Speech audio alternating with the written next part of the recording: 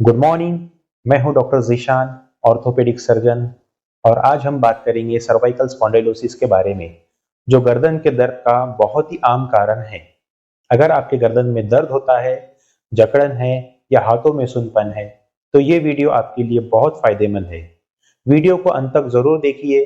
आपको पता चलेगा सर्वाइकल स्पॉन्डिलोसिस होता क्या है, इसके लक्षण क्या होते हैं और इसका इलाज कैसे होता है। सर्वाइकल स्पॉन्डिलोसिस क्या होता है? हमारी गर्दन में 7 हड्डियां होती हैं, जिन्हें सर्वाइकल वर्टिब्रे कहते हैं। इन हड्डियों के बीच में एक डिस्क होती है, जो हमारे गर्दन के झटकों को एब्सॉर्ब करती है और गर्दन को लचीलापन देती है।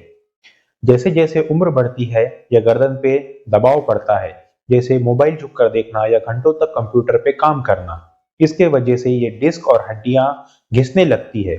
इसी को सर्वाइकल स्पॉन्डिलोसिस कहते हैं। यह एक उम्र से जुड़ी बीमारी है, लेकिन आजकल कम उम्र के लोग भी इससे परेशान हैं। चलिए जानते हैं अब इसके आम लक्षण क्या होते हैं।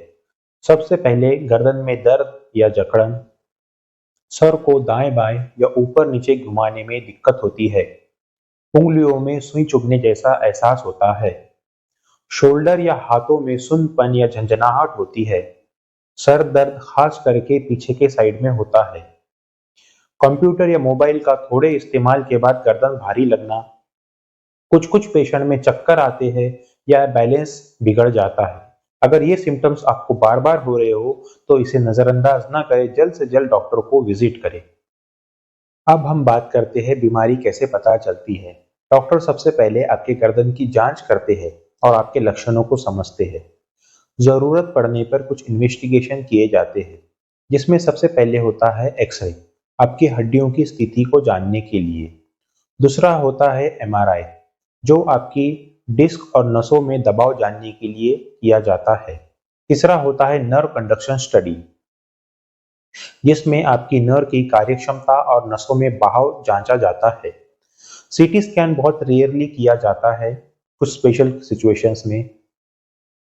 इन सारे इन्वेस्टिगेशन से हमें यह पता चलता है कि आपका जो दर्द है मांसपेशियों का है या नसों पर दबाव की वजह से है। अब हम आते हैं सर्वाइकल स्पॉन्डिलोसिस के इलाज के तरीकों पे। इसमें 95% जो मरीज होते हैं उन्हें कंजर्वेटिव मैनेजमेंट यानी कि बिना सर्जरी के आराम हो जाता है। सिर्फ 5% लोगों में सर्जरी की जरूरत पड़ती है। तो हम सबसे पहले देखेंगे कि कंजर्वेटिव मैनेजमेंट यानी बिना सर्जरी के क्या क्या किया जाता है। सबसे पहले आपको पोस्चर सही करने के लिए कहा जाता है और आराम करने के लिए कहा जाता है। इसमें सबसे पहले आपको गर्दन सीधी रखनी होती है और आपको जो तकिया है वो मोटा या ज्यादा यूज नहीं करना होता है।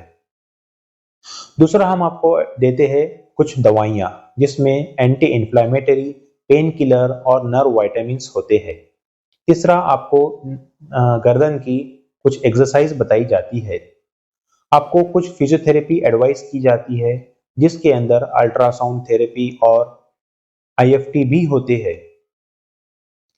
उसके बाद आपको सर्वाइकल ट्रैक्शन भी दिया जाता है। कुछ समय के लिए आपको सर्वाइकल कॉलर भी एडवाइस की जाती है, लेकिन सर्वाइकल कॉलर का यूज ज्यादा समय तक ना करें। अब आते हैं हम सर्जिकल पार्ट में, यानी कि इन सारी चीजों से आपको आराम न हो, आपके हाथों में सुन्नपन या झंझनाहट बढ़ जाए, हाथों की ताकत कम हो जाए या आपका बैलेंस बिगड़ रहा हो, इस स्थिति में हम आपको एडवाइस करते हैं सर्जरी के लिए।